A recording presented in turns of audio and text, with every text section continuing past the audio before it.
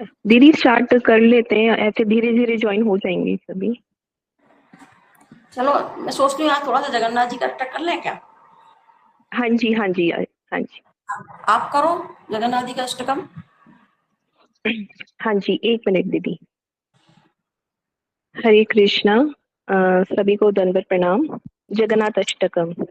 कदाचित् कालिन्दी तट विपिन संगीत मुदा मेरी नारी वदन कमला स्वाद मधुपः रमा शंभु ब्रह्मा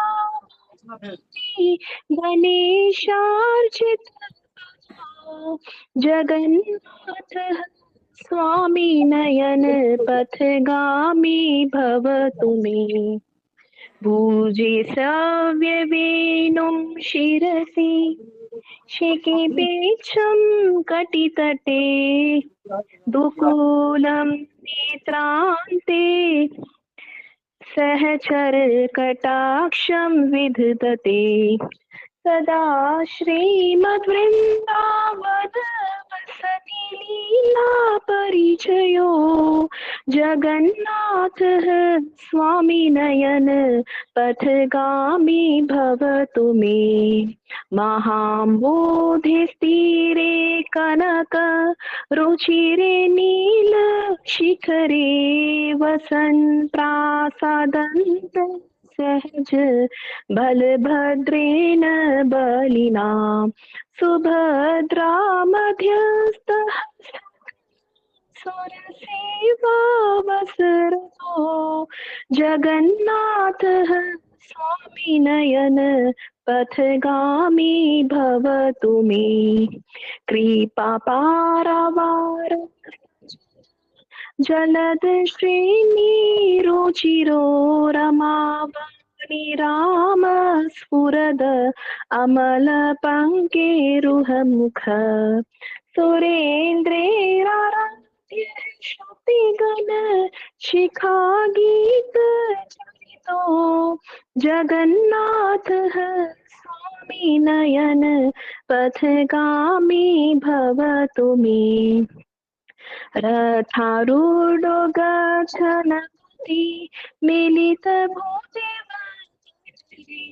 स्तुति प्रादुर्भावं प्रतिपदमुपाकर्ण्य सदये दया सिन्धुर्बन्धो जगतां सिन्धु सुखयो जगन्नाथः स्वामी नयन पथगामी भवतु मे परं ब्रह्मापीडको जलोत्फुल्लनयनो निवासी नीलाद्रो निहित चरणानन्त शिरसि रसानन्दिराधा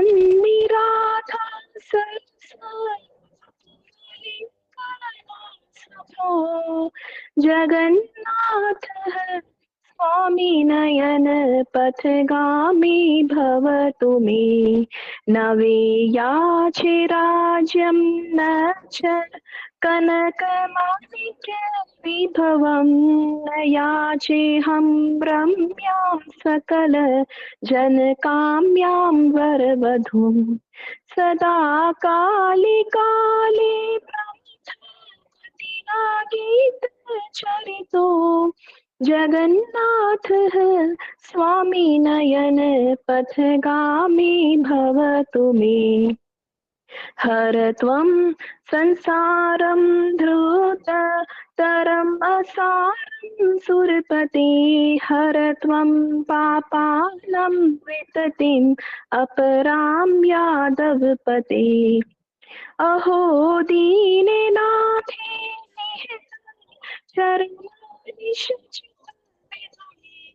जगन्नाथः स्वामी नयन पथगामी भवतु मे जगन्नाथाष्टकं पुण्यं यः पठेत प्रयतः शुचि सर्व पाप विशुद्धात्मा विष्णुलोकं स गच्छति जय जगन्नाथ बलदेव सुभद्रा मैया की जय।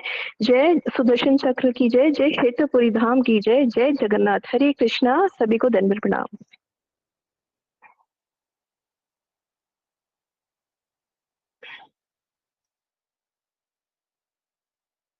दीदी माइक को ऑन कर लीजिए। चक्षुरुन्मीलितं येन तस्मै श्रीगुरवे नमः। वाञ्छाकल्पतरुभ्यश्च कृपा सिन्धुभ्येव च पतितानां पावनेभ्यो वैष्णवेभ्यो नमो नमः। नमो महावदन्नाय कृष्णप्रेम प्रदायते कृष्णाय कृष्णचैतन्य नाम्ने मूर्तसे नमः। हे कृष्ण करुणा सिंधु दीनबंधो जगत्पते गोपेश गोपिका कांत राधा कांत नमस्तुते। तप्त कांचन गौरांगी राधे वृंदावनेश्वरी वृषभानुसुते देवी प्रणमामि हरि प्रिये। श्री कृष्ण चैतन्य प्रभु नित्यानंद श्री अद्वैत गदाधर श्रीवासादि गौरभक्तवृंद। हरे कृष्ण कृष्ण कृष्ण हरे हरे हरे राम राम राम हरे हरे। सबसे पहले मैं अपने श्री गुरुपाद पद्म नित्य लीला प्रविष्टु ओम विष्णुपाद अष्टोत्तरशत त्रिदंडी स्वामी भक्ति वेदांत श्री नारायण गोसाई महाराज के चरणों में असंख्य कोटि दंडवत प्रणाम ज्ञापन करती हूँ एवं उपस्थित सभी बहनों भाइयों के चरणों में मेरा यथायोग्य प्रणाम। हम 2 दिन से जगन्नाथ जी की कथा श्रवण कर रहे हैं। हमने श्रवण किया कि जगन्नाथ जी कौन है, इस रूप में कैसे बने, रथ यात्रा निकलने का कारण क्या है, क्यों रथ यात्रा नहीं निकलती है। कल हमने गुंडीचा मंदिर मार्जन की बात बताई थी कि गुंडीचा मंदिर मार्जन का मतलब क्या है, क्यों गुंडीचा मंदिर का मार्जन भगवान श्रीमन महाप्रभु ने कराया। हाँ, ये सारी कथा है हमने कल श्रवण की थी। और जगन्नाथ जी के बारे में सुना था कि क्या कल भी एक कारण सुना था, परसों कारण सुना था, उनका इस रूप में आने का क्या रहस्य था, ये सब हमने श्रवण किया था।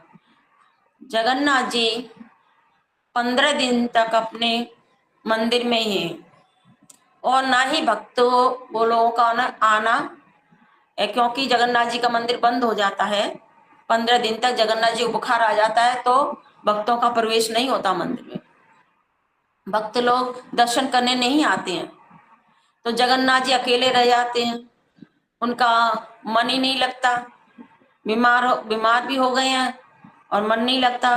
तो अब 15 दिन हो गए, तब जगन्नाथ जी लक्ष्मी जी से कहते हैं तो मैं इतने दिन से बीमार हूँ, मेरा मन कुछ अजीब सा हो रहा है, मेरा मन कर रहा है थोड़ा मैं घूम कर आऊं, थोड़ा मैं घूम कर आऊं, मेरा मन ऐसा कर रहा है। तो लक्ष्मी जी ने देखा, क्योंकि जगन्नाथ जी सचमुच में बीमार है, लक्ष्मी जी ने उनकी सेवा करी थी। लक्ष्मी जी ने सोचा कि हाँ इतने दिन हो गए, इनके तबीयत खराब थी, अब इनका भी मन थोड़ा हो रहा है घूमने के लिए, जाने के लिए चले जाने दें। तो अब जगन्नाथ जी अब घूमने के लिए जाएंगे। घूमने का मतलब क्या है, वो ही है कि उनको वृंदावन जाना है, ये उनका घूमने का मतलब है। तो कल हमने बड़े सुंदर रूप में वर्णन किया था कि जगन्नाथ जी का जब रथ में बिठाया जाता है कि किस प्रकार से जगन्नाथ जी को रथ में लाया जाता है। जगन्नाथ बलराम सुभद्रा तीनों को रथ में लाया जाता है और कैसे बलदेव प्रभु आते हैं, सुभद्रा जी आती हैं, बड़े आराम से उनको लेके आ जाता है। जगन्नाथ जी को लाना बड़ा मुश्किल होता है, क्योंकि जगन्नाथ जी राधा जी के भाव में डूबे हुए हैं, उनके प्रेम में डूबे हुए हैं, तो उनको लाना बड़ा मुश्किल, बड़ी मुश्किल से उनको लाया जाता है। उनके पैर लड़खड़ाते हैं, चल नहीं पाते हैं, तो सेवक लोग दोनों तरफ से उनको सहारा देकर, रस्सी से बांधकर, कपड़े से बांधकर कैसे कैसे उनको लाते हैं। लाते लाते उनको 5-6 घंटे हो जाते हैं रथ में चढ़ाने के लिए। ये तो आराम से आ जाते हैं, बलदेव सुभद्रा तो आराम से आ जाते हैं, लेकिन जगन्नाथ जी नहीं आ पाते आराम से। अब जैसे तैसे जगन्नाथ जी को रथ में बिठाया जाता है। जब रथ में बिठाया जाता है जगन्नाथ जी को, तो राजा जो होता है, आज भी ये प्रचलन चला रहा है, तो पहले से चला आ रहा था, जब से रथ यात्रा निकलनी प्रारंभ हुई, कि राजा रथ के आगे झाड़ू लगाता है। रथ के आगे राजा झाड़ू लगाता है और सुगंधित जल का छिड़काव करता है।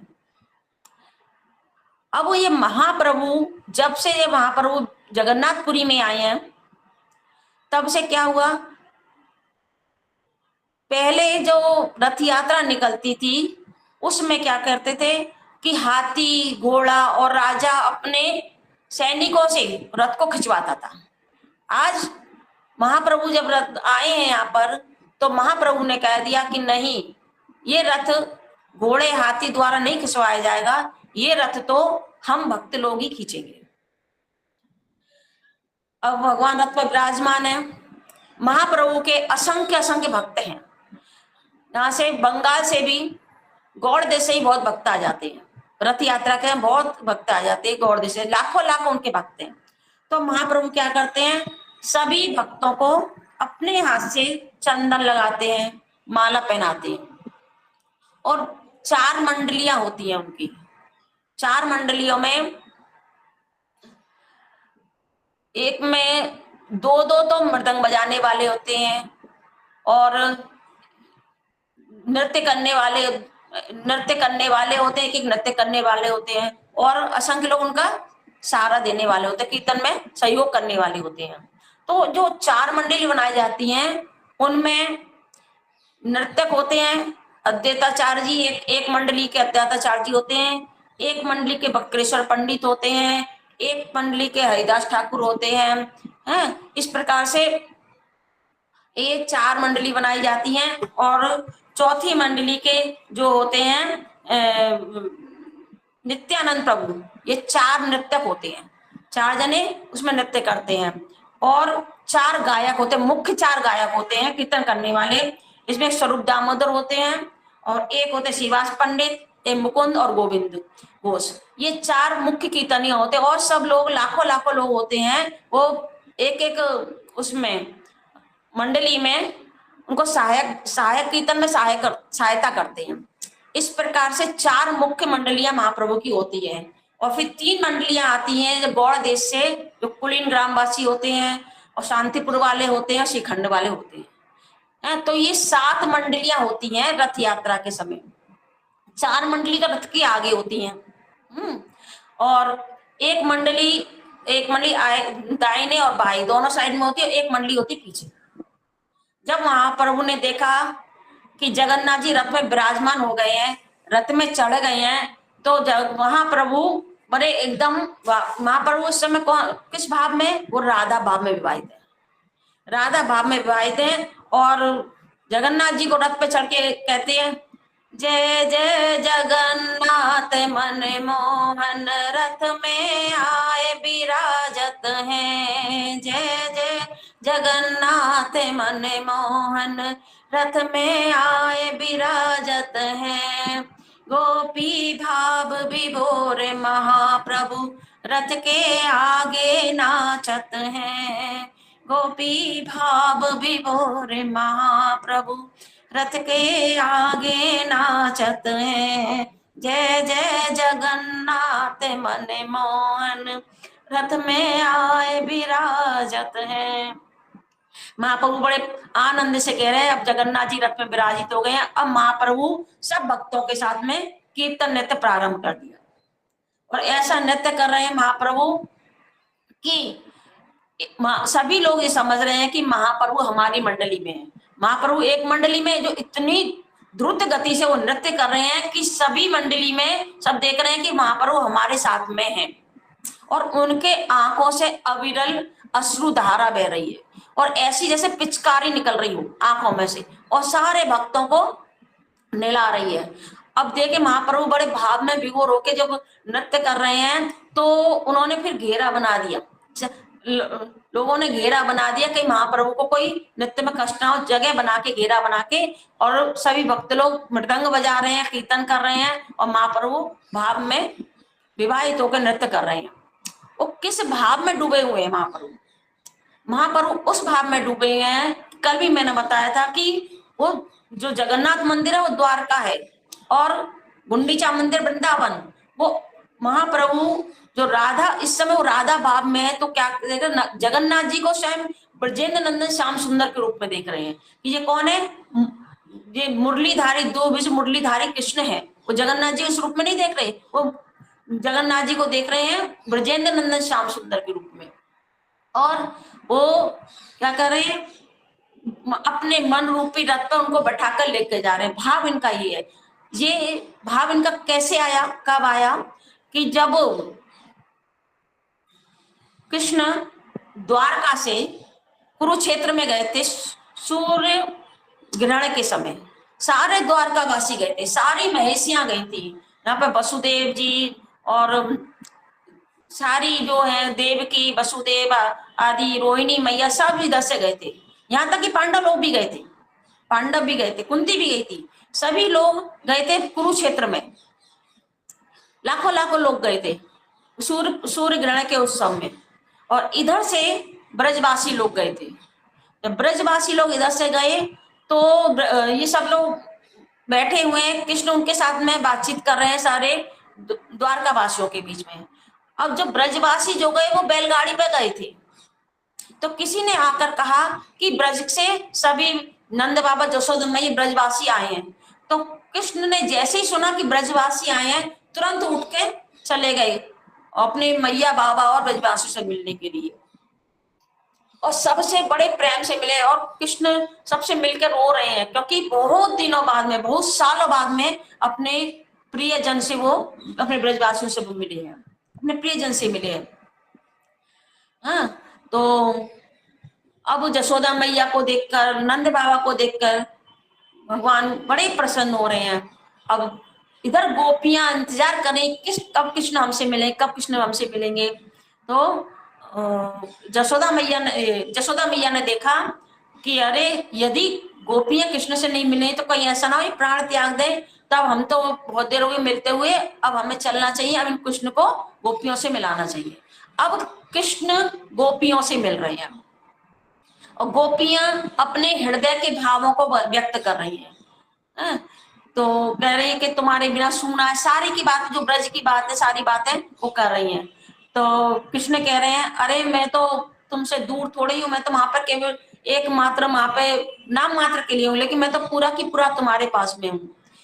और अब जब गोपियों ने कृष्ण को किस रूप में देखा, अभी ये ब्रज के रूप में नहीं है कृष्ण। ब्रज जैसे ब्रज में जिनका रूप था नव किशोर नटवर गोप वेश बेड़ुकर, जो कृष्ण का रूप है ब्रज में वो इधर नहीं है। कैसा रूप है, कैसा रूप है? वो द्वारका में राजा का रूप है उनका। मैं वो राजसी वस्त्र धारण किए हैं, सोने के मुकुट पहने हुए हैं, हाँ, और हाथी घोड़ा और सेना सामंत सब उनके साथ में है। तब गोपियां कह रही हैं हे श्याम सुंदर, तुम भी वही कृष्ण हो, हम भी वही गोपियां हैं, लेकिन तुम्हारे इस रूप को देखकर हमारे को हृदय में आनंद नहीं हो रहा। जो हमारे हृदय में मिलन का जो आनंद होता है, मिलने का जो आनंद होता है वो यहाँ पे क्योंकि ऐसा परिवेश नहीं है, वृंदावन धाम नहीं है, वहां पे सुंदर सुंदर फूल खिले हुए नहीं है, जमुना नहीं है, है ना, गोवर्धन गिरिराज गोवर्धन नहीं है, जमुना नहीं है। तो गोपियां का मन वो कृष्ण से मिलकर वो आनंद नहीं हो रहा है। तब गोपियां कह रही हैं हे श्याम सुंदर, आप ब्रज में चलो, ब्रज में जो आपसे मिलने का आनंद होता था वो यहाँ पे आनंद नहीं हो रहा है, क्योंकि ऐसा माहौल नहीं है जो ब्रज का माहौल है। तब गोपियां कह रही हैं, देखो श्याम सुंदर, आप हमारे मन रूपी इस पे रथ पे चल के अब वृंदावन चलो। तो गोपियां क्या कह रही हैं कि हमारे मन रूपी रथ पर चलो।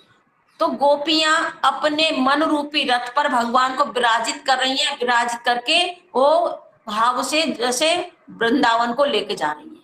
यही भाव महाप्रभु इसको, महाप्रभु इसी भाव को आस्वादन कर रहे हैं। राधा जी का जो भाव था, क्योंकि राधा जी के भाव में विवाहित महाप्रभु हैं, और उसी भाव को जो कुरुक्षेत्र में उन्होंने देखा था, उसी भाव को लेकर ये महाप्रभु कृष्ण को देख रहे हैं। और महाप्रभु उस समय राधा भाव में, राधा जी हैं, तो उनको अपने हृदय रूपी रथ पर बैठाकर ले जा रहे हैं वहां पर वृंदावन की ओर।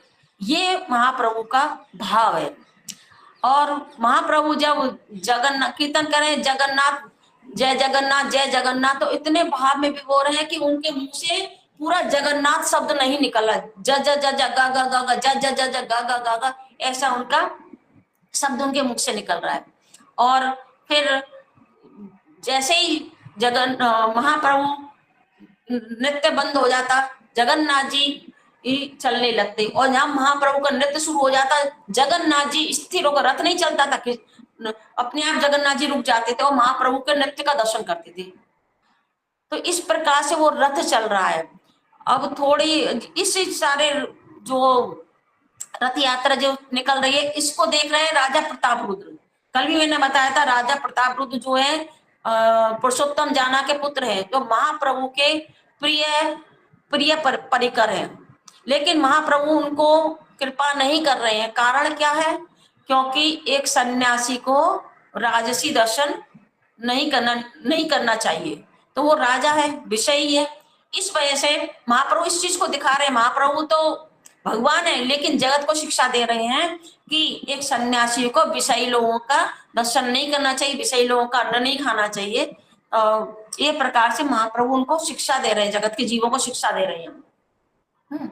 अब राजा दूर से देख रहा है महाप्रभु कैसे नाच रहे हैं, और जो सातों मंडलियों में महाप्रभु के जो नृत्य कर रहे हैं, सब जो भक्त लोग अपने अपने मंडली में देख रहे हैं। लेकिन जो प्रताप रुद्र राजा है, उसने क्या देखा? उसने देखा कि महाप्रभु को सातों मंडलियों में एक साथ में देखा, सातों मंडलियों में एक साथ में उसने देखा।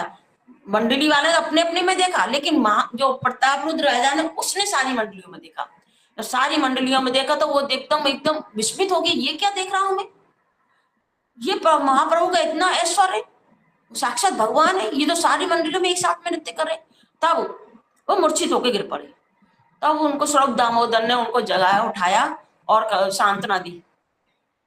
तब उन्होंने महाप्रभु के उसको देखा, ऐश्वर्य को, महाप्रभु के ऐश्वर्य को देखा। अब रथ चलते चलते थोड़ी आगे गया तो वहां पर भोग लगता है, स्थान है बलगंडी, वहां पर भोग लगता है, जगन्नाथ जी का भोग लगता है। अब इतनी भीड़ होती है कि लोग उसमें जगन्नाथ जी तक नहीं पहुंच पाते हैं, और जिस जगह पर खड़े होते उस जगह से भोग लाना वो प्रारंभ कर देते, उसी जगह से भोग लगाना प्रारंभ कर देते। तो वहीं से ठाकुर जगन्नाथ जी कहते हैं, मैं उसी को तुम्हारे जहां से तुम हो वहीं से मैं उसको ग्रहण कर लूंगा। जगन्नाथ जी उसी को ही वहीं से ग्रहण कर लेते हैं। अब रथ थोड़ी देर रुका है, महाप्रभु विश्राम करने के लिए एक जगन्नाथ वल्लभ वाटिका है, वहां पर महाप्रभु थोड़ा विश्राम कर रहे हैं, सही भक्त लोग विश्राम कर रहे हैं। महाप्रभु क्या विश्राम, कैसे विश्राम कर रहे? विश्राम क्या है, वो तो सब समय भाव में विभोर रहते हैं। अभी इसी भाव में विभोर हैं। तो अभी प्रताप रुद्र राजा से कहा स्वरूप दामोदर ने, जाओ तुम पर कृपा होगी, तुम इनके भाव के अनुरूप ही कीर्तन करो। तब उन्होंने, प्रताप रुद्र राजा ने महाप्रभु के पास में किस सादा वेश में गए, धोती कुर्ता में, सारा राजसी वेद त्याग कर सादा जैसे एक साधु के रूप में गए, और वहां पर जाकर उन्होंने गोपी गीत गाया। जयति ते दीपाम जन्मना ब्रज श्रयत इंदिरा शाश्वतत्रयी दयित दीक्षुतावका तयि देता सब स्थान बेचैनवते। जैसे ही उन्होंने गोपी गीत गाया, पहला श्लोक गाया, तो जैसे महाप्रभु ने उसको सुना, सुनते ही महाप्रभु को आनंद में भर गए, और जैसे उनके कान में कोई अमृत डाल रहा है, कोई गाओ गाओ और गाओ और गाओ। उनको पता नहीं महाप्रभु ने कौन गा रहा है, महाप्रभु तो आंख बंद करके लेटे हुए हैं, और ये प्रतारुद्र राजा जो गा रहा है। फिर उन्होंने दूसरा श्लोक गाया, तब कथामृता तप्त जीवना कवि विरीडितम कल्मषापम श्रवण मंगला श्रीमदातता भुवि गणन्ति ते भूरिदा जना। जब ये श्लोक गाया तो महाप्रभु एकदम उठ के बैठ गए और प्रताप रुद्र राजा को गले से लगा लिया। गले से लगाकर उस पर आनंद से, आज तुमने मेरे हृदय को बहुत शीतलता प्रदान की है, मेरा हृदय प्रसन्न है, और आज उसके ऊपर कृपा हो गई। जो महाप्रभु के पास नहीं आ सकते थे, महाप्रभु उनको अपना दर्शन नहीं देते थे, आज महाप्रभु ने स्वयं उनको अपने गले से लगा लिया। तो अब प्रताप रुद्र दादा बड़ा प्रसन्न हो गया, बड़ा प्रसन्न हो गया। फिर रथ यात्रा आगे चली, रथ यात्रा आगे चलते चलते कहाँ पहुंच गई, फिर गुंडीचा मंदिर में, जहाँ पे भगवान अब 8-9 दिन वहीं पर रहेंगे। गुंडीचा मंदिर वृंदावन, मतलब वो वृंदावन में लेके आ गए। तो अब जगन्नाथ जी पहुंच गए कहाँ पे, वृंदावन में। अब इधर क्या हुआ, जगन्नाथ जी तो 5-6 दिन हो गए, अभी तक 5 दिन हो गए। लक्ष्मी जी देख रही हैं कि अभी तक प्रभु तो कह के गए थे मैं अभी आ जाऊंगा, तो अभी तक लौट के नहीं है, 5 ही दिन हो गए, अभी तक लौट के नहीं आई है। तो लक्ष्मी जी ने अपने पूरा श्रृंगार किया पूरे 16 श्रृंगार से, और अपनी दासियों को आदेश दिया, चलो है ना, और सब क्या करेंगे, उस पर आक्रमण करेंगे, ढूंढो कहाँ है जगन्नाथ जी, कहाँ है, कहाँ चले गए। ढूंढते ढूंढते ढूंढते, उसको बोलते हैं हेरा पंचमी।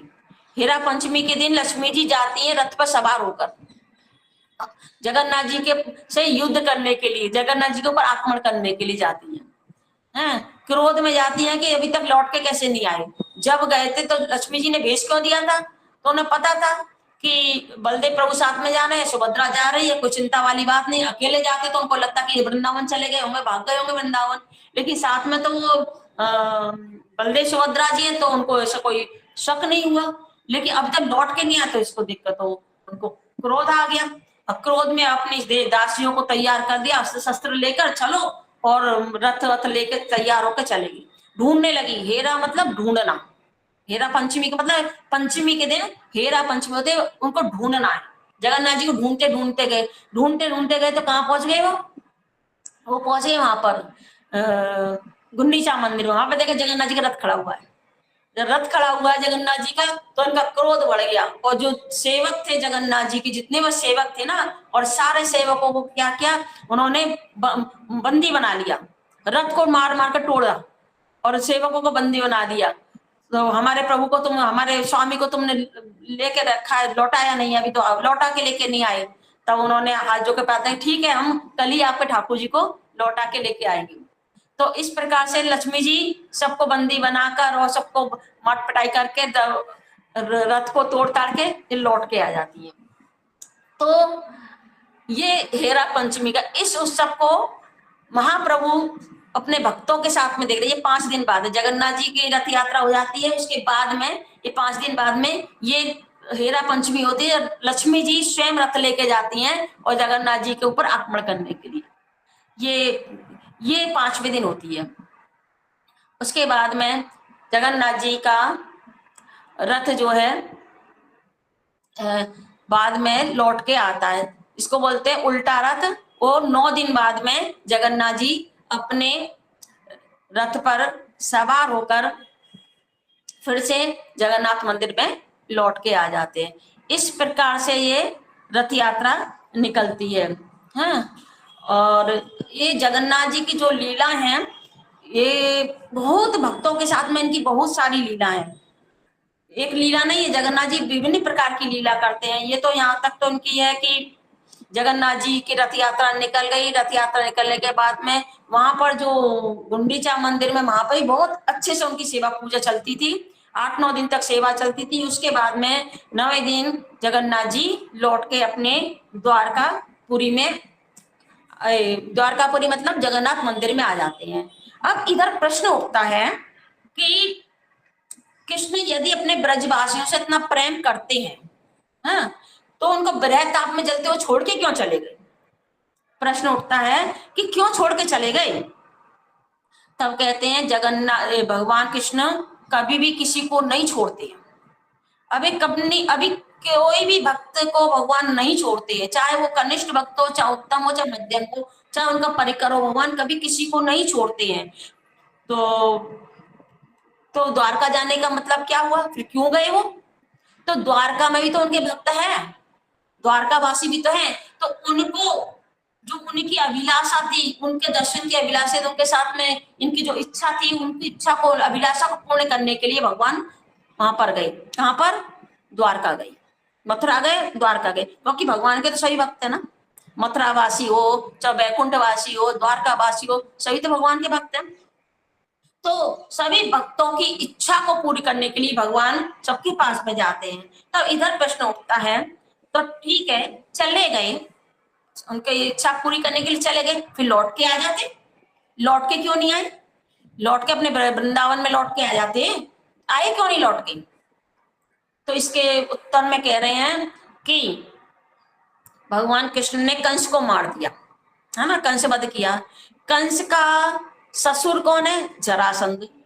जरासंध कहीं ऐसा ना हो कि यदि कृष्ण लौट के आ जाए और जरासंध को लौट के आ गए तो जरासंध को पता लग जाएगा कि ये नंद जसोदा का पुत्र है, नंद बाबा जसोदा का बेटा, ये लौट के इधर आ गया है। और इधर जो लौट के आ गया है तो वो क्या करेगा? ब्रज के ऊपर आक्रमण कर देगा। अब ब्रजवासी है भोले वाले, सीधे साधे, ब्रजवासियों के पास ना कोई अस्त्र है ना कोई शस्त्र है, ब्रजवासियों के पास में ना कोई किला है जहां पर वो छुप जाए। तो ये क्या करेगा? यदि मैं यहाँ पर रह जाऊंगा तो जरासंध क्या करेगा? अपनी सेना को लेके आएगा और सारे ब्रज को तहस नहस कर देगा। इसलिए भगवान नहीं आए। हाँ, तो अब ये दूसरा प्रश्न उठाते हैं कि ठीक है नहीं आए कोई बात नहीं, लेकिन बीच बीच में आके तो मिल सकते थे, 1-2 दिन के लिए आके मिल के चले जाते, फिर आ जाते, मिल के चले जाते, रुकते नहीं, रहते नहीं। समझ आ रहा है मैं जो बोल रही हूँ? हरे कृष्णा। हाँ जी दीदी, हाँ जी आ रहा है समझ में दीदी। समझ आ रहा है ना? हाँ जी, तो हाँ जी, हाँ जी दीदी। हाँ, तो अब ये प्रश्न उठता है, तो वो बीच बीच में 1-2 दिन के लिए आ जाते, आए नहीं क्यों? तब बोले कि देखो इसलिए वो नहीं आ रहे क्योंकि गोपियों के जो प्रेम है, जो ऐसा कृष्ण के प्रति उनका ऐसा प्रेम है, तो वो 1 मिनट के लिए विरह को सहन नहीं कर पाती है। जैसे ब्रज में जब कृष्ण थे, जब ब्रज में कृष्ण थे, तो जब वो कृष्ण को एक क्षण के लिए भी नहीं देखती थी, जब एक क्षण के लिए भी नहीं देखती थी तो उनका विरह बढ़ जाता था, कृष्ण को देखे बिना रह नहीं सकती थी। अब कृष्ण तो बहुत दिन से चले गए, जिनकी ऐसी स्थिति है कि जो एक क्षण के लिए नहीं देख पाते, और कृष्ण इतने देर से विछड़े हुए तो उनका विरह ताप और बढ़ गया है, और ज्यादा विरह ताप में, जैसे उनका विरह ताप कैसा बढ़ा है? जैसे एक तवा है, तवा को एकदम तपा दो, गरम कर लो, लाल हो जाए, अब जब लाल तवे पर उसका पानी की छींटे मारो, छन्नी से उड़ जाएगी, है ना, ठंडा तो नहीं होगा, छन्नी से उड़ जाएगा ना, और ताप और बढ़ जाएगा। बोले ऐसे ही जो गोपियों का विरह ताप है, तपे हुए तवे के समान है। उस समय यदि 1 दिन के लिए आके मिल के जाएंगे तो उनका विरह ताप और बढ़ जाएगा, सांत्वना तो नहीं मिलेगी और ज्यादा विरह ताप बढ़ जाएगा, क्योंकि पानी डालने से, ज्यादा पानी डालेंगे तभी ठंडा होगा, नहीं तो ठंडा नहीं होगा, ज्यादा दिन रहेंगे तभी सांत्वना दे पाएंगे, नहीं तो नहीं दे पाएंगे। इस कारण से भगवान नहीं आ रहे हैं।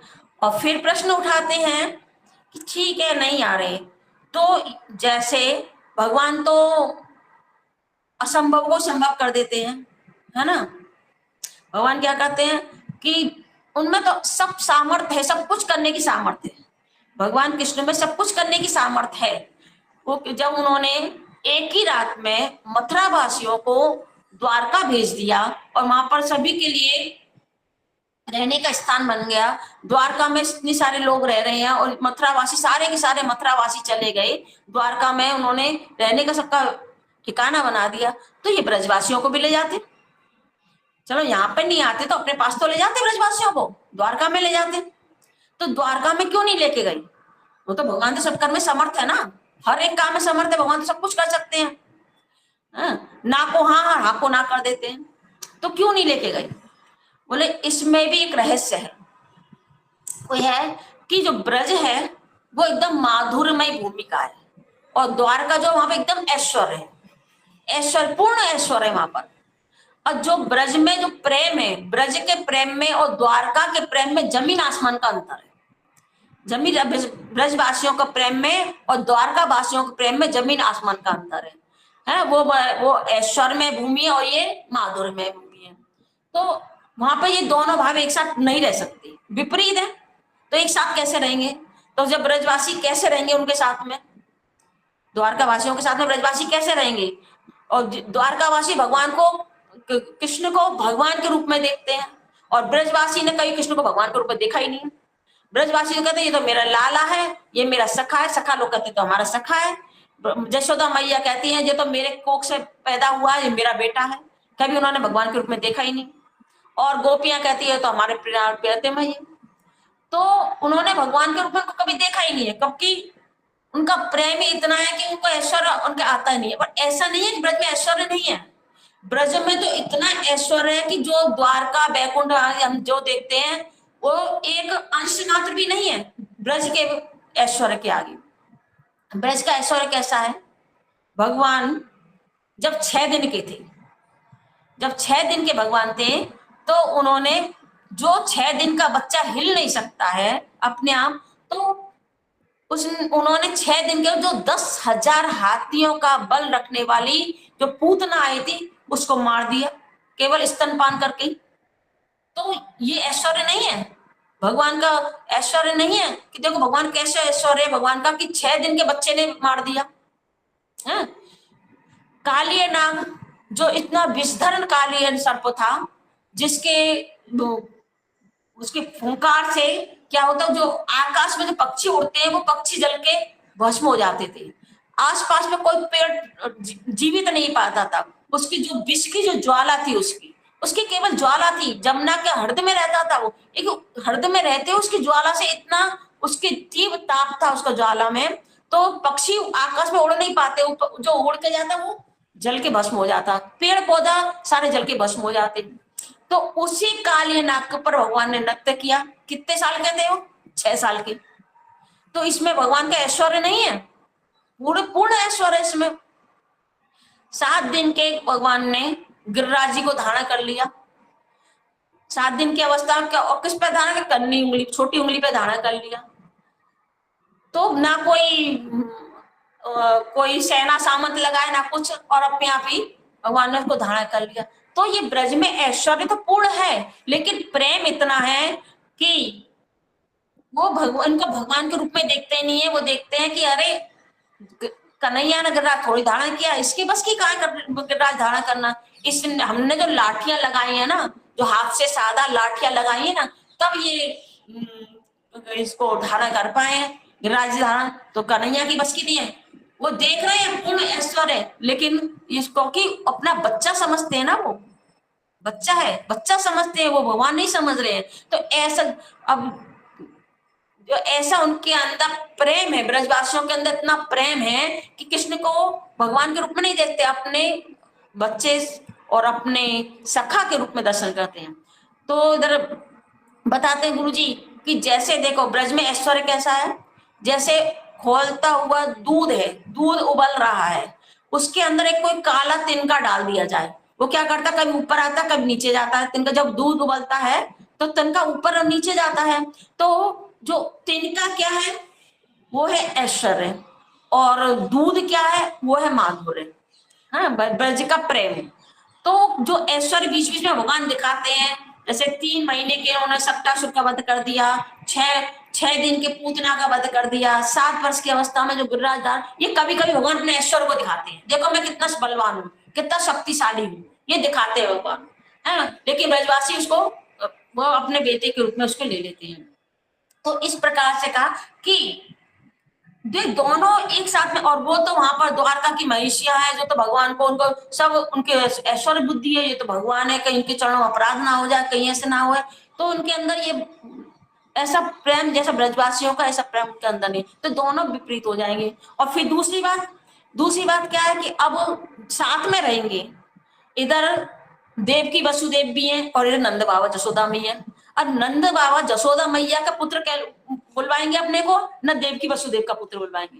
अब सबके सामने क्या बोलेंगे कि मैं देवकी का पुत्र हूँ कि जसोदा का पुत्र हूँ, एक साथ में रहेंगे। तो और फिर जब ब्रजवासी साथ में रहेंगे तो द्वारका वासियों के सामने वो ना ही वो गौचारण कर सकते हैं सखाओं के साथ में, ना ही वो गोपियों के साथ में रास कर सकते हैं, ना ही वो अपने मुकुट को त्याग कर फूलों के पगड़ी बांध के फूलों का मुकुट बना सकते हैं, क्योंकि रसाभास दोष हो जाएगा, वो लोग इसको समझेंगे नहीं, इस प्रेम को समझेंगे नहीं, ना ही भगवान बंसी बजाएंगे, ना ही गोपियों के साथ रास करेंगे वहां पर।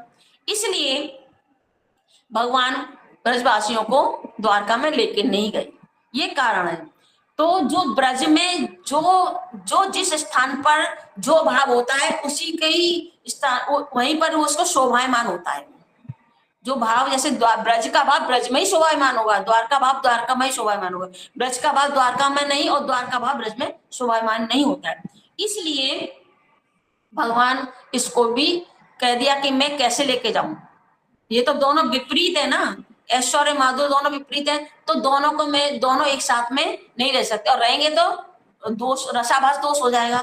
इसलिए महाप्रभु बता रहे हैं कि यही कारण है कि भगवान ना ही ब्रजवासियों से आके मिले, और क्या कहा गोपियों से कहा कि देखो मैं जरूर तुमसे मिलने आऊंगा, अभी कुछ 2-4 असुर रह गए हैं, सब असुरों का वध हो जाएगा तब मैं तुमसे मिलने के लिए आऊंगा, क्योंकि कोई भी असुर रहेगा तो क्या करेगा, ब्रज पे आक्रमण कर देगा, इसलिए सारे असुरों को मैं वध कर दूंगा, उसके बाद में मैं तुमसे मिलने के लिए आऊंगा।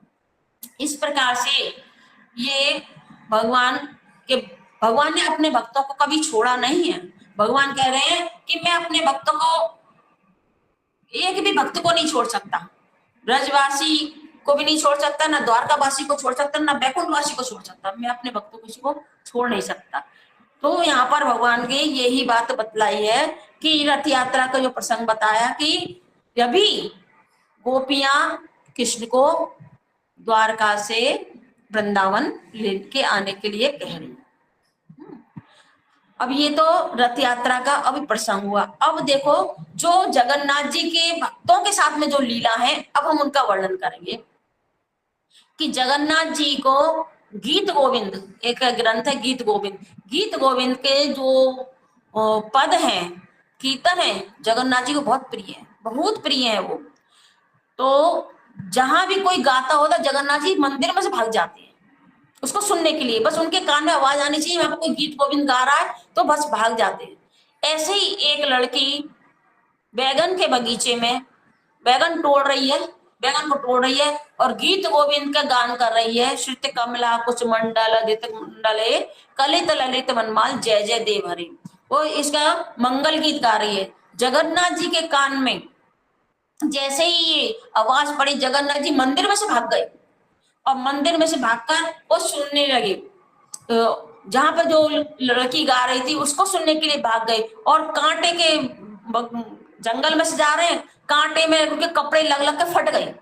भगवान ऐसे तेज गति से जा रहे हैं, उनको होश नहीं है, उनके वस्त्र फट गए। अब जब वो गीत गोविंद का पद समाप्त हुआ, जगन्नाथ जी मंदिर में आ गए, और मंदिर में आकर पुजारी ने मंदिर खोला, देखा तो भगवान के वस्त्र फटे हुए हैं। ये वस्त्र फटे हुए कैसे हैं भगवान के, हमने तो नए वस्त्र धारण कराए थे, ये फट कैसे गए। तब जगन्नाथ जी ने कहा कि अपने पुजारियों से कहा कि मेरे को गीत गोविंद तो पद बहुत पसंद है। वो एक लड़की गीत गोविंद गा रही थी तो मैं उनको सुनने के लिए गया। बोले जगन्नाथ जी गीत गोविंद इतना पसंद है। तो बोले आज से हम जी गीत गोविंद के पद को जगन्नाथ मंदिर में ही सुनाएंगे। लोगों से कहेंगे कि जगन्नाथ जी के को आनंद प्रदान करने के लिए गीत गोविंद के पदों को गाए। तो आज भी जगन्नाथ मंदिर में ठाकुर जी को गीत गोविंद के पदों को गाकर ही सुलाया जाता है, तभी उनको नींद आती है। ये तो नींद नहीं आती जगन्नाथ जी को। जगन्नाथ जी को नींद जब भी आती है जब वो गीत गोविंद के वो कीर्तन को सुनते हैं।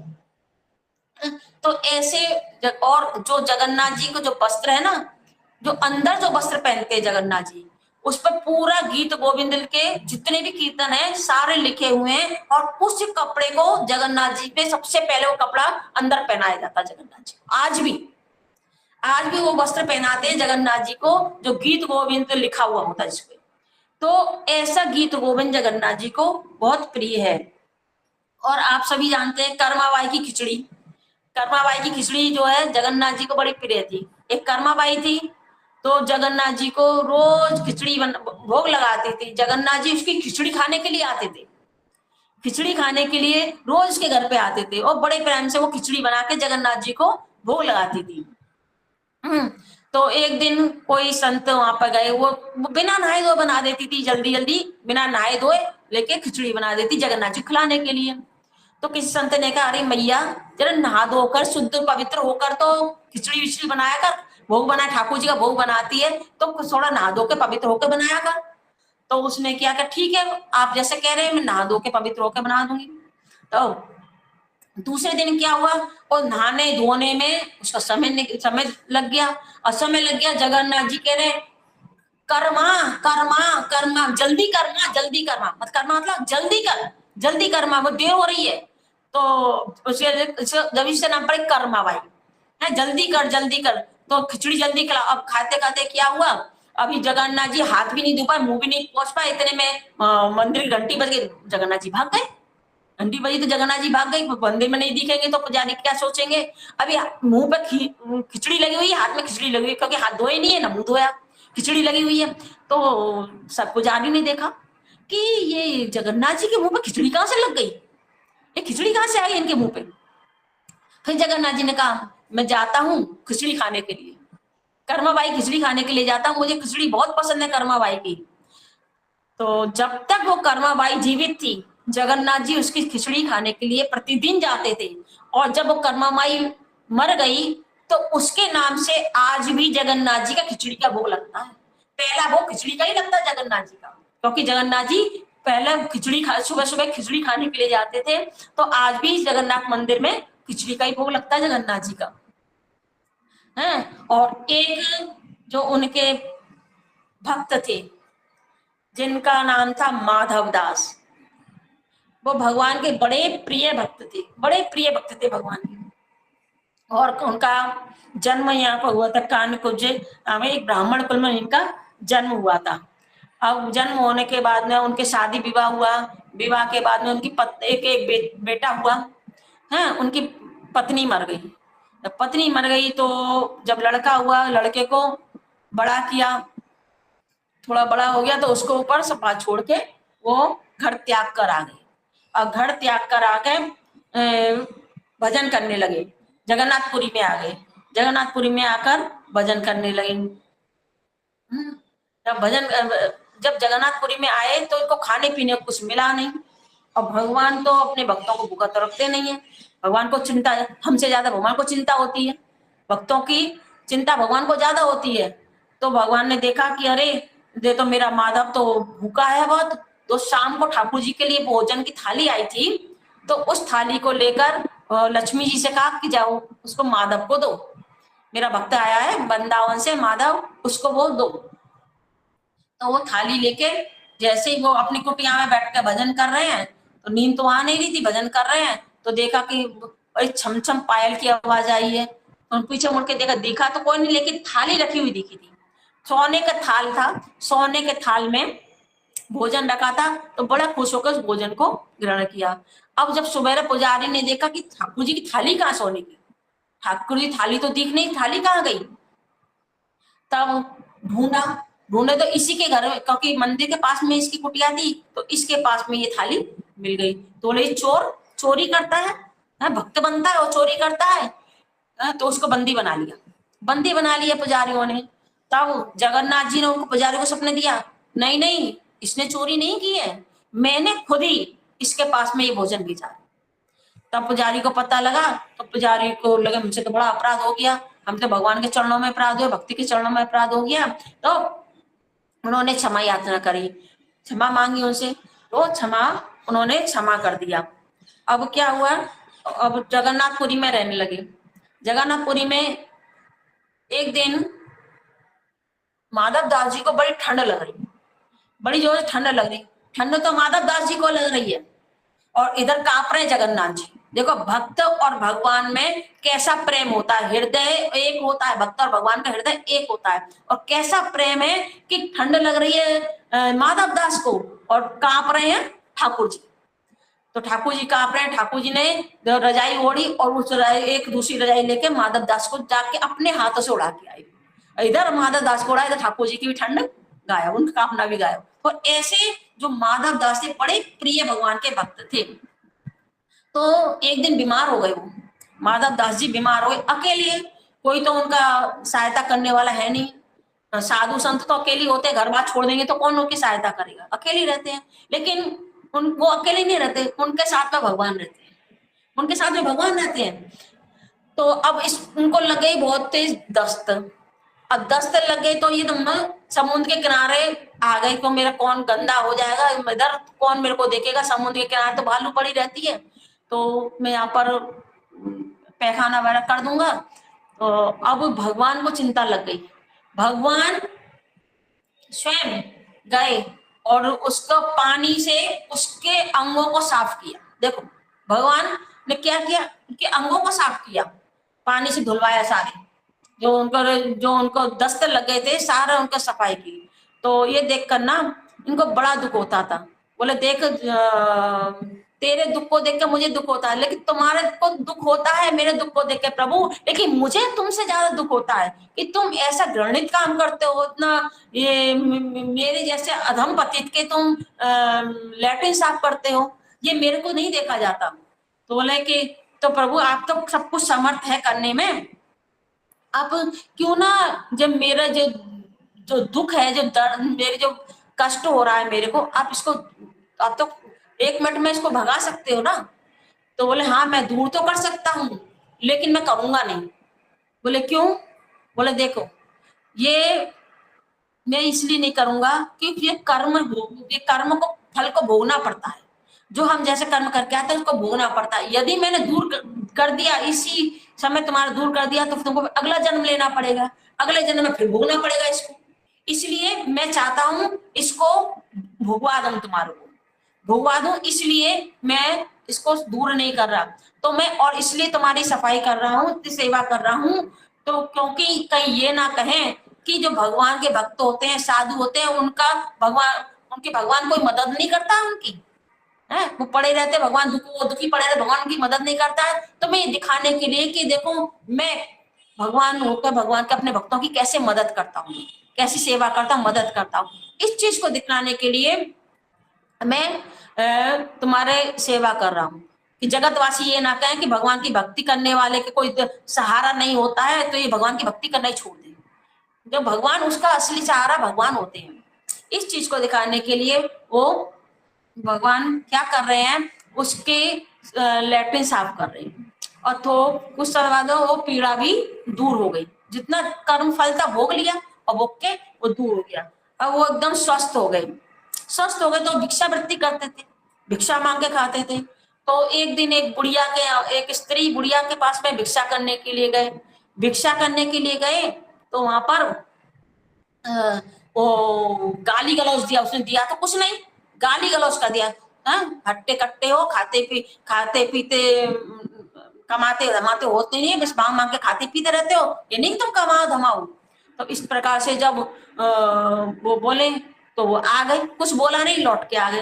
तो फिर दोबारा वहां पे जाने लगे तो वो भक्त लोग और कहने लगे अरे उसने तुम्हें कुछ न दिया नहीं, और फिर उसके पास में जा रहे। बोले उसने तो जो दिया जो कोई दे नहीं सकता मेरे को, बोले क्या दिया? अरे उसने तो गाली गलौज दिए, कुछ तो दिया उसने, गाली गलौज ही दी दिया तो फिर दूसरे दिन फिर गए। हाँ, उसने अपना कुछ तो खाली किया अपने पास से, गाली गलौज देके कुछ खाली किया। और फिर दोबारा गए तो घर में पोता लगा रही थी, है ना, पोता लगा रही थी, मिट्टी और गोबर से लिख के पोता लगा रही थी। तो फिर आ गया मांगने के लिए, तो उसने लेके पोता लेके उसको फेंक के मार दिया, पोते को फेंक के मार दिया। तो उसकी छाती पे लगा पोता, उसने पोते को ले लिया। उस उस जो गुड़िया थी उसके बेटे की शादी हो गई थी, लेकिन उसके पोता नहीं हुआ था, बच्चा नहीं हुआ था उसके। तो बोले कोई बात नहीं, तूने मुझे पोता दिया, अब तेरे घर में ही पोता आएगा, तूने मुझे पोता दिया है, तेरे घर में भी पोता आएगा। तो उसको लेके आ गई, और लेके आके उसको अच्छे से खूब धोया अच्छे से, और अच्छे से धो के उसको पतले पतले कपड़े को जो पड़ा था चीर चीर के फाड़ के उसकी बत्तियां बनाई, बत्ती घी में डुबो के बत्ती बना के ठाकुर जी को उसकी आरती करी उससे।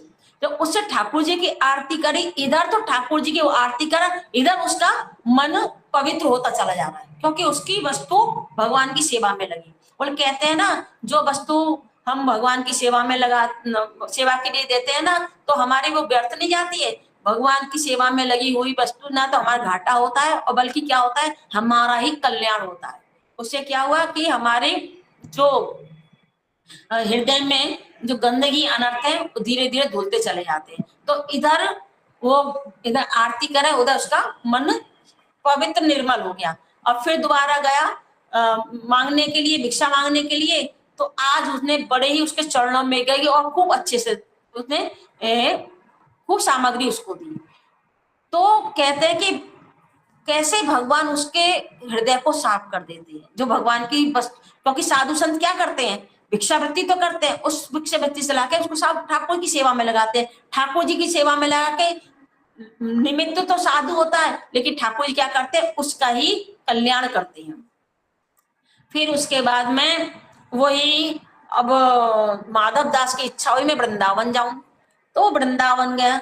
वृंदावन में वो क्या करता था, जो संतों की झूठन होती थी, पत्तलों को फेंक देते, तो उसमें से पहुंच पहुंच के क्या करता था, खाने से पहले वो ठाकुर जी का भोग लगाता था, उसी झूठन से भोग लगाता था, संतों की झूठन से, क्योंकि उसके पास था तो कुछ है नहीं, और बिना भोग लगाए वो खाएगा नहीं, था तो कुछ है नहीं। तो अब उसने भोग लगाया। तो आज क्या हुआ, उसको ना भोग लगाने की ध्यान से निकल गया, भोग नहीं लगाया, भूल गया। अब उसने मुंह में रख लिया उसको, लेकिन फिर मुंह में रखते याद आया, अरे मैं तो भोग तो लगाया नहीं, ठाकुर जी को तो मैं दिया नहीं मैंने। हाँ, तो बड़ा दुखी हुआ। तो उसने पूरी रात उस कौर को मुंह में रखा रहा। तो दूसरे, और इधर भगवान को भोग नहीं लगा, वो इधर भगवान ने मैया का दिया हुआ न माखन खाया न मिश्री खाया, भूखे रह गए, उनको तो भक्त का खाना था। अब सुबह प्रातः काल हो गया तो वो मुंह में रखा, भगवान बोले कि अरे तू मुझे कुछ खिलाया नहीं, मेरे को भूख लग रही है, मैंने कुछ खाया नहीं कल से, भगवान कह रहे हैं मैंने कल से कुछ खाया नहीं। तो बोले कि प्रभु तो मैं तो भोग लगाना भूल गया। तो बोले कि अब मैं ऐसा कर, तू अपने मुंह से निकाल के दे दे, तेरे मुंह में रखा है, मुंह का निकाल के दे दे, मेरे को दे दे, फिर तू खा लियो।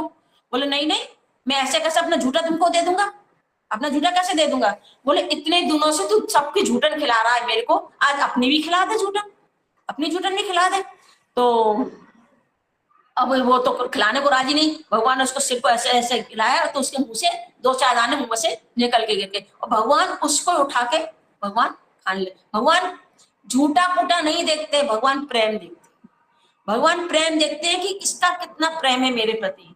तो इस प्रकार से भगवान ने क्या किया, उसको उठा के भगवान ने खा लिया। भगवान तो अपने भक्तों के भक्त बन जाते हैं, भगवान अपने भक्तों के दास बन जाते हैं, तो बस वो प्रेम के भूखे, और किसी चीज के भूखे नहीं है, वो प्रेम के भूखे हैं। अब एक दिन बिहारी जी के दर्शन करने के लिए गए। अब ये बिहारी जी के लिए बिहारी जी दर्शन करने के लिए गए, तो वहां पर कुछ चने का प्रसाद बट रहा था, उन्होंने चने ले लिए, प्रसाद ले लिया, प्रसाद लेके आ गए। तो कह रहे थे रुक जा जगन भगवान का बिहारी जी का भोग लगेगा, पूरा अच्छा भोग लगेगा, दोपहर का राजभोग ले जाना। बोले नहीं नहीं मुझे जरूरत नहीं, चने को लेके आ गए। और चने को लेके जमुना किनारे पे आके बैठ गए, और जमुना किनारे पे आके उन्होंने चने का ठाकुर जी का भोग लगाया। ठाकुर जी का भोग लगा, ठाकुर जी ने चने को खा लिया। अब इधर जो राजभोग तैयार है, ठाकुर जी खा ही नहीं रहे क्योंकि चने खा लिए, तो राजभोग खा ही नहीं रहे वो। तो बोले जय जी क्या बात है, आज आप भोजन क्यों नहीं कर रहे, क्यों नहीं खा रहे हैं, क्या बात है? बोले मेरा पेट भर रहा है, मेरे खाने की इच्छा नहीं है। बोले तुमने कुछ खाया नहीं है तो पेट कहां से भर गया तुम्हारा, कहां से पेट भरा?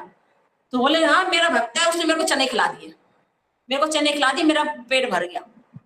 तो भगवान कह रहे कहाँ है वो तुम्हारा वो भक्त कहाँ है जिसने तुमको चने खिलाए, पुजारी कराए? तो वो जमुना किनारे पे बैठा है। जमुना किनारे पे जाकर देखा तो वही माधव दास बैठे हैं और जो बच्चे कुछ चने वो चने खा रहे हैं। तो इन्होंने पूरा राजसी भोजन लाके उनको भी ठाकुर जी का भोग लगवा के उनको लाके दिया। तो ऐसे ये प्रेमी भक्त है। फिर उसके बाद में ये पहुंच गए कहाँ पर, जगन्नाथपुरी पहुंच गए।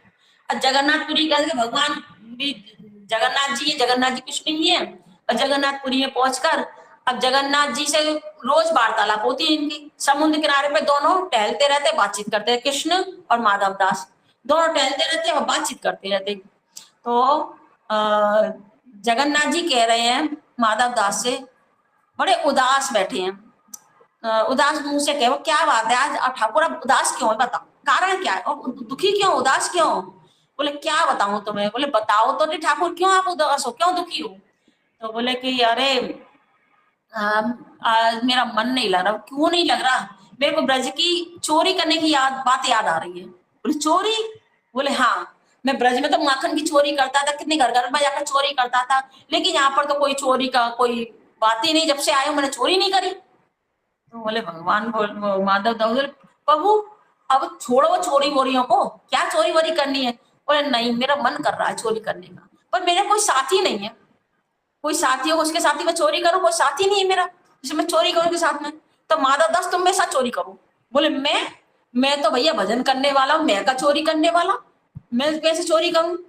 तो बोले नहीं नहीं मेरा साथ दो। तो बोले चल, मैंने तो जीवन में कभी चोरी करी नहीं। बोले चोरी करने कुछ करना नहीं होता है, बस केवल थोड़ी सी फुर्ती रखनी होती है, फुर्ती रखनी होती है। बोले अच्छा ठीक है भाई, तुम कह रहे हो तो हम चोरी कर लेते हैं भाई तुम्हारे साथ में। बोले क्या करना है, कहाँ से कैसे चोरी करनी है?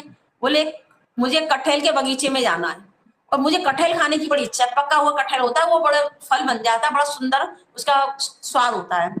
तो बोला ठीक है चलो चलते हैं बगीचे में। वो राजा का बगीचा, राजा का बगीचा था और ये माधव दास राजा का गुरु था, राजा उसका शिष्य था। अब ये चले गए रात में, कृष्ण जी और जगन्नाथ जी और माधव दास। बोले भैया मैंने तो चोरी कभी करी नहीं है, बता कैसे चोरी, सख्य भाव है कैसे चोरी करते हैं? तो बोले ऐसा है पेड़ पर चढ़ जाओ, पेड़ पर चढ़ जाओ और ऊपर से कटहल को तोड़ के नीचे डाल दो, ये कहा। तो बोले कि अभी पहरेदार तो है ही है, चौकीदार तो बैठा ही है। तो बोले देखो धीरे धीरे बोलना और चुपचाप चढ़ जाओ पेड़ पे और पेड़ से कटहल गिरा देना नीचे। तो उसने कहा ठीक है। अच्छा कन्हैया ये बता कौन से वाले पेड़ पे चढ़ूं, इस वाले पे चढ़ूं इस वाले पे चढ़ूं? बोले कौन से पेड़ पे चढ़ूं?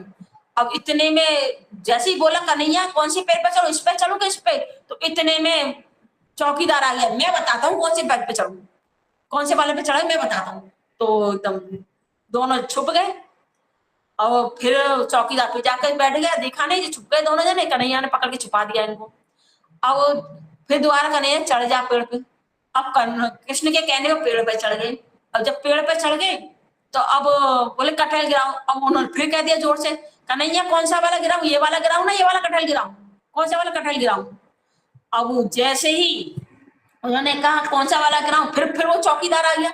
उस चौकीदार कहा मैं बताता हूँ कौन सा वाला गिराऊं, मैं बताता हूँ। तो इतने में कन्हैया तो भाग गई, कन्हैया भाग गया, ये रह गया ऊपर। अब जैसे ऊपर रह गया तो चौकीदार आया। अब तो ये कभी पेड़ पे चढ़े नहीं, कभी चोरी करे नहीं, कुछ जानते हैं नहीं है। तो जैसे ही वो नीचे उतर के इतने में चौकीदार ने पकड़ लिया, रात में पकड़ लिया। चौकीदार ने बोले चोरी करते हो और ठीक है कल तुम्हें राजा के दरबार में लेके जाएंगे, और उसको लेके पेड़ से बांध दिया। अब पेड़ से बांध दिया तो सुबह हुआ, प्रातः काल हुआ। प्रातः काल वो पहरेदार क्या कर रहा है, उसको माधव दास को लेके जा रहा राजा के पास में।